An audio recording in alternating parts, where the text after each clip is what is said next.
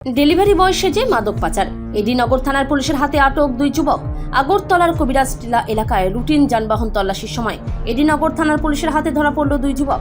তারা parcel delivery বয়ের মতো ব্যাগ নিয়ে বাইকে করে বিপুল পরিমাণ নেশাজাতীয় কফ সিরাপ স্কপ পাচার করছিল। পুলিশের সিগন্যাল অমান্য করে পালিয়ে যাওয়ার চেষ্টা করলে ধাওয়া করে তাদের আটক করা হয়।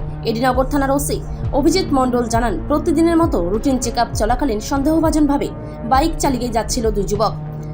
পুলিশ তাদের থামতে বললে তারা পালিয়ে যায়। পরে ধাওয়া করে আটক করা হলে তাদের কাছ থেকে একটি মোটর বাইক ও 140 বোতল স্কপ উদ্ধার করা হয়।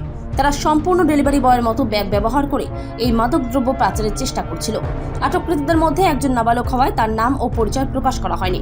অপরজনের বিরুদ্ধে আইনানুগ ব্যবস্থা গ্রহণ করা হয়েছে। পুলিশ জানিয়েছে তাদের বিরুদ্ধে এনডিপিএস আইনে মামলা রুজু করা হয়েছে এবং জিজ্ঞাসাবাদ চলছে। আগামীকাল তাদের আদালতে প্রেরণ করা হবে। পুলিশের পক্ষ থেকে আরও জানানো হয়েছে, মাদক পাচার রোধে এ ধরনের অভিযান অব্যাহত থাকবে। সমাজকে মাদক মুক্ত রাখতে আইন শৃঙ্খলা বাহিনী সর্বদা সতর্ক রয়েছে।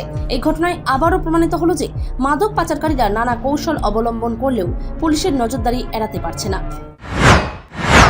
প্রত্যেক দিনের মতো আজকেও আমাদের বিকেল চেকিং চলছিল কবিরাজ টিল্লাতে। বিকেল চেকিং সময়ে আমাদের অফিসার যখন বিকেল চেকিং করছিল তখন একটা বাইককে ওরা সিগন্যাল দিয়েছিল থামার জন্য। তখন তারা না থেমে যাওয়ার চেষ্টা করেছিল। তখন আমাদের যে স্টাফ এবং অফিসাররা ছিল তখন তাকে আটক করে তাদের ব্যাগে যে স্কোপ পাওয়া যায়, তখন আমরা তাদেরকে প্রসিডিউর অনুসারে